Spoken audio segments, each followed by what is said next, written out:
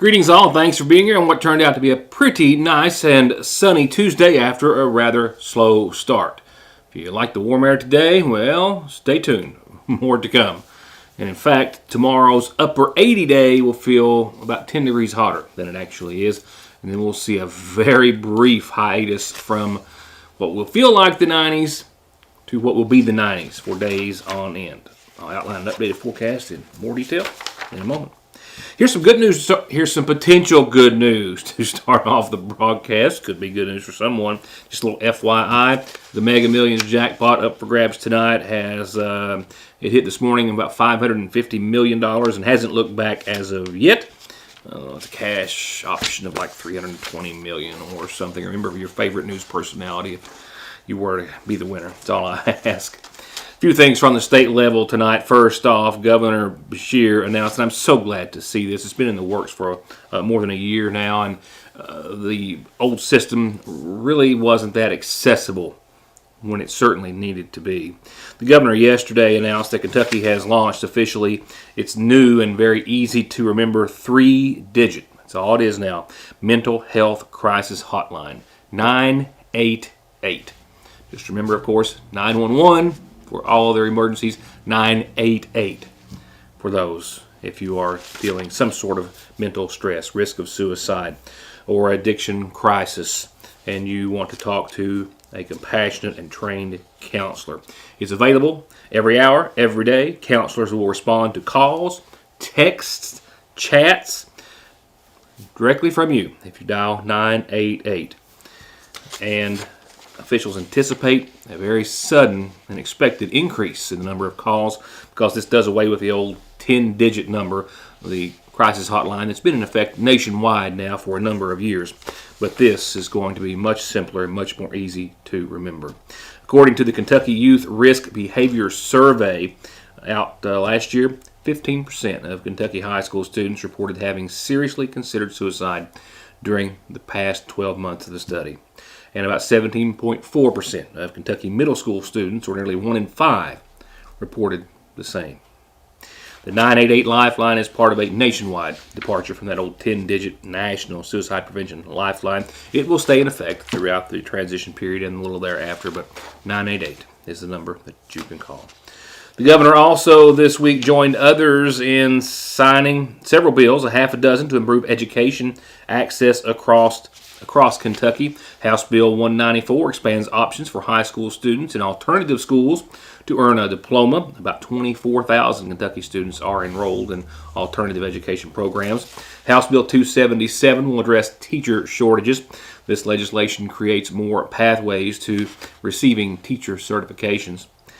Senate Bill 9, also known as the Read to Succeed Act, aims to improve early literacy education.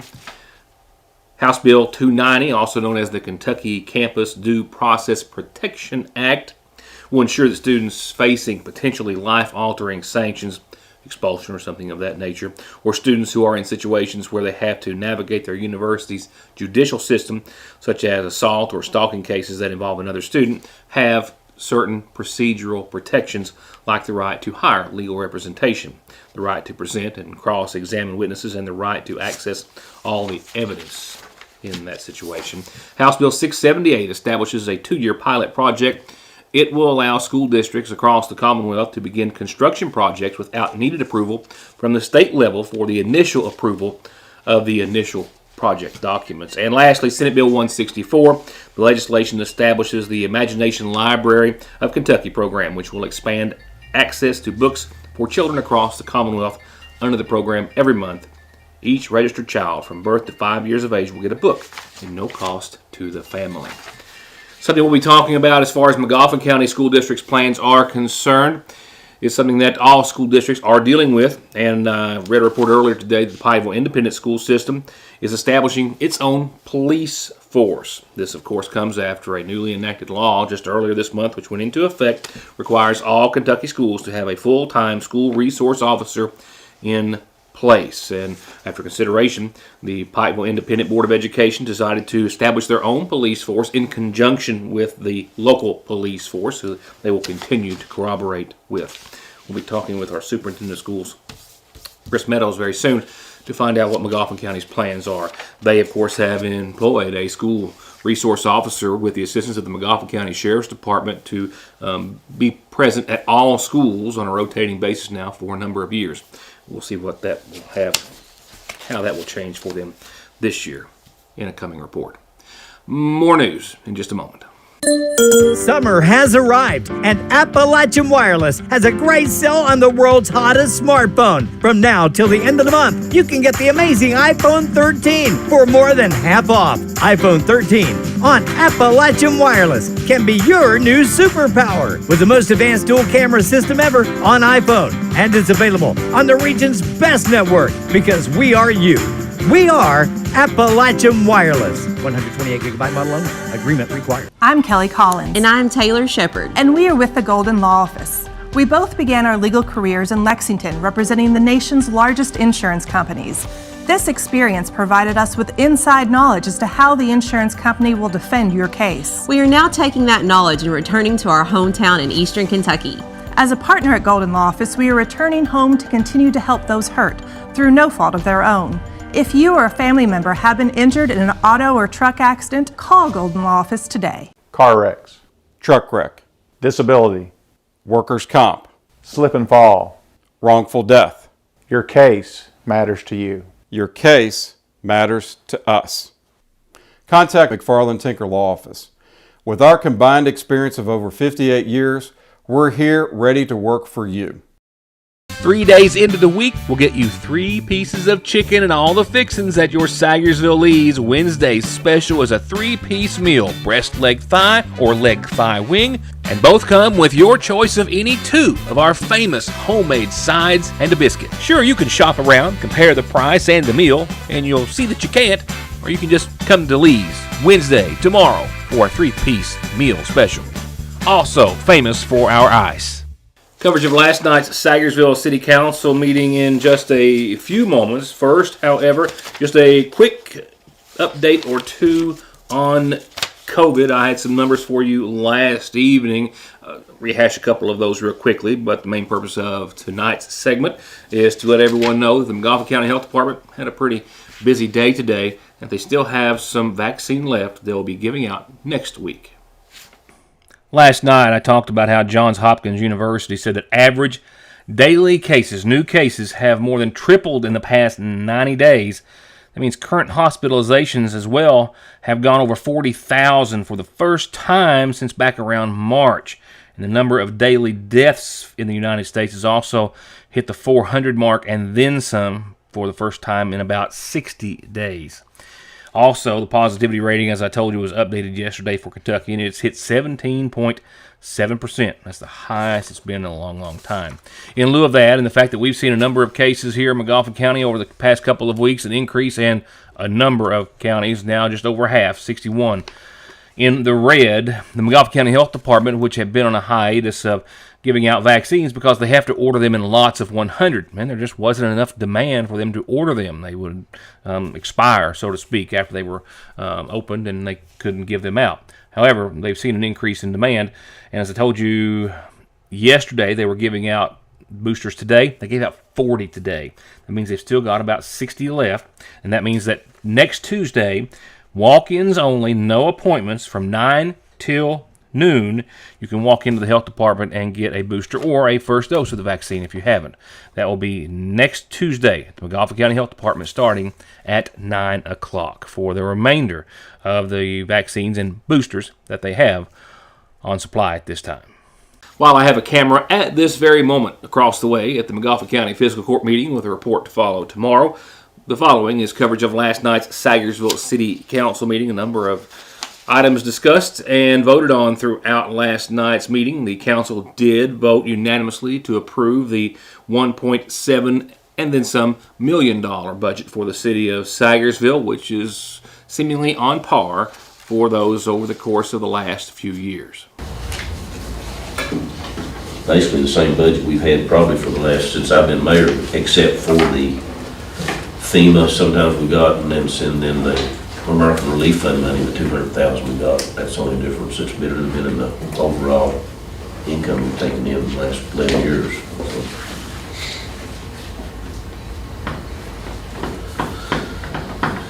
fluctuate very much. The property taxes went up and down a little bit, one or the other, and then I guess the biggest thing has been the municipal insurance taxes, one that's increased the most for us over the years, and that's set with the state, so we don't have to do with that. That's not ours. In other business last night, the council approved 2 of 4 proposed electrical inspectors who will serve Sagarsville and Magoffin County with a residential electrical inspection not to exceed $100 as per the information provided. The 2 others for consideration were postponed for the time being to gather some more information. A PVA assessor with the current 2 terms of Bill Montgomery expiring and 2 terms only being allowed was filled with Wayne Johnson of Sagarsville. The assessment board meets once a year and they look over any assessment, that's your property tax assessment review request that an individual may have. Shepard noted last night that PVA Becky Allen said they met last year and had 0 requests. Mosquito spraying in Sagarsville set for some time this week, so be on the lookout for that and a little relief there. They are currently waiting on bids, says Mayor Shepard, for several blacktop projects in Sagarsville, at least 8 areas to see some blacktop.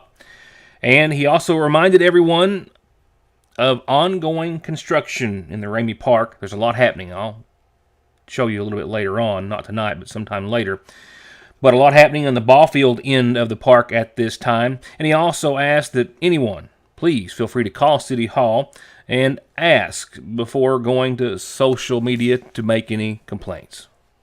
You know, if you're going down to that end of the park, there's not a whole lot that we're going to be doing down there as far as keeping the grass because they're in construction down there. They have equipment down there, they're digging ditches. If you want to use the park on them ball fields and they think the grass, just call us and I'll run over there right quick and mow it for you. Don't get on Facebook and tell us that the damn grass is 5 foot high. Because we're not going to mow it. Little League was over with. Then they get on Facebook and say the field. Well, we're not mowing the fields. No, we're not. They're over there working. Travel team. Travel team. Well, if a travel team needs to have them, they need to call and tell us. I know who you go with. Well, Little League's over with. If a travel team, if you guys got a ball field mowed, and the only one really and truly we can do is probably the upper, the one with the girls softball. It's the only one we can keep up. But, you know, a phone call is worth a million words to me. A Facebook's worth me a cuss to a million words. So I get tired. When, you know, we'll do it. We will mow it. We will keep it. We'll mow it till you can eat off of it if you want. But just let us know. You know, let us know. And let one of these guys or Pat or anybody, they'll call me. They ain't have a bit of problem calling me. Dude,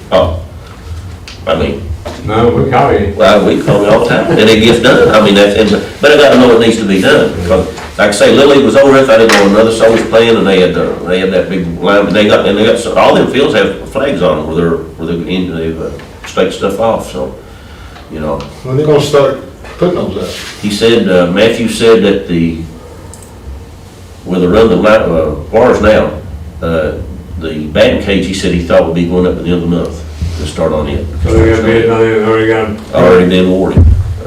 Carson Sloan's got the bid on the batting cages. On the whole thing? On the batting cages, putting all that. Now, I don't know if he's got bids on the shelter and the tennis courts yet. I don't know if he's done that yet. But the batting cage is going to be covered?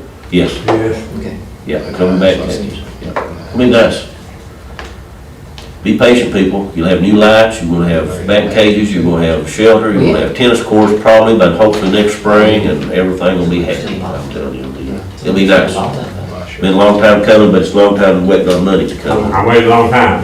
I waited a long time too, Darrell. I know you have. I mean, you used to fill in mud over there 25 years, 30, well, even longer than that, I ain't gonna tell We you. can't stand. We carried sail from the river down there, go down there, what, we start about 3:30 or 4, work on the ball fields.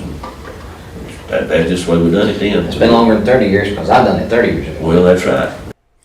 And again, there is a lot happening in the Ramey Park. They've got a lot Again, there is a lot happening in the Ramey Park, a lot of equipment down there. They're already running the electrical service to all the new LED lights for the ball fields, and big things are happening.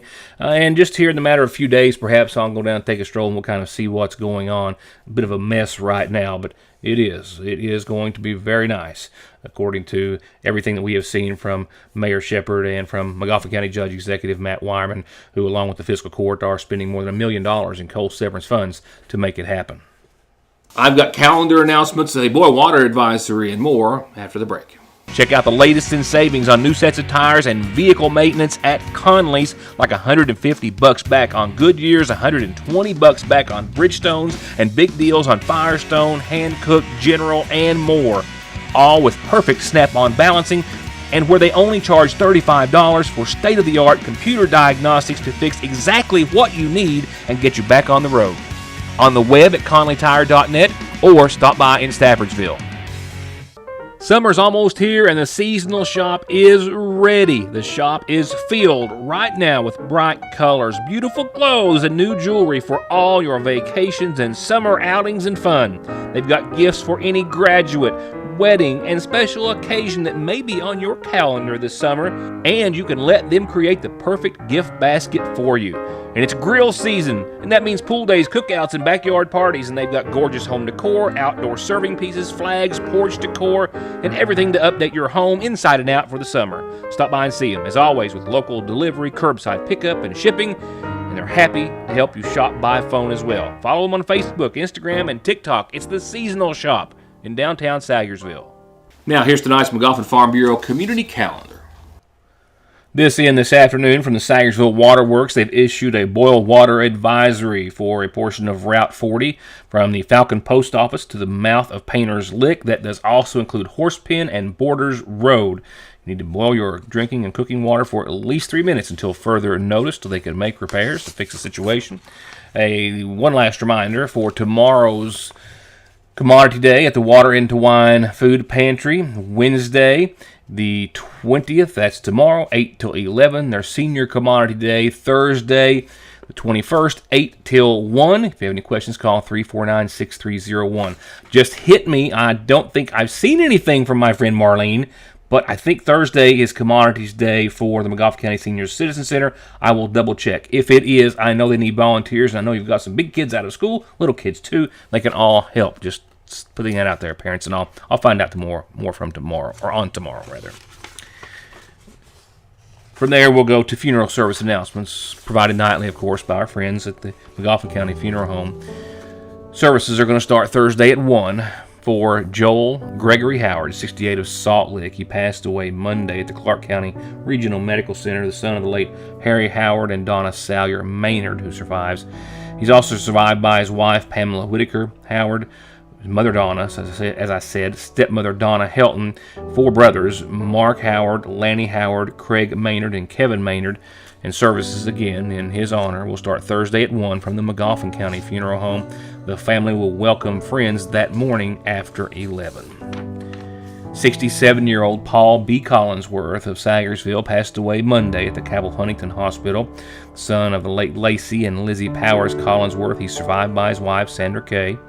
Sons Paul and Adam Lacey Collinsworth, brothers Lacey W.S., Fred, and Lloyd Collinsworth, and sisters Catherine Phillips and Janie Chisholm, 2 granddaughters, 5 grandsons, and 2 great-grandsons.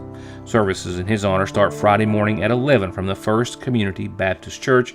Friends can call on the church tomorrow after 6 for visitation. And little 2-year-old Daniel Darrell Jordan of Tudor Key passed away on Sunday at the Kentucky Children's Hospital, the son of Danny Darrell and Jessica Perkins Jordan. Little Daniel Darrell is survived by his sister, Addison Danielle Jordan, 2 brothers, Jeremiah Scott Bailey and Jaden O'Neill Bailey, maternal grandmother Claudette Bailey, paternal grandparents Kenneth Jordan and Jennifer Jordan, great-grandparents Barbara Porter, Coon and Joyce Cole, and an aunt, Kendra Lachey Jordan. Services start Friday at 1 from the Ivington Baptist Church. Friends can call in the church tomorrow after 4 for visitation. And lastly, this announcement to be read in loving memory of C.M. Gasparic, loved and missed by a host of family and friends.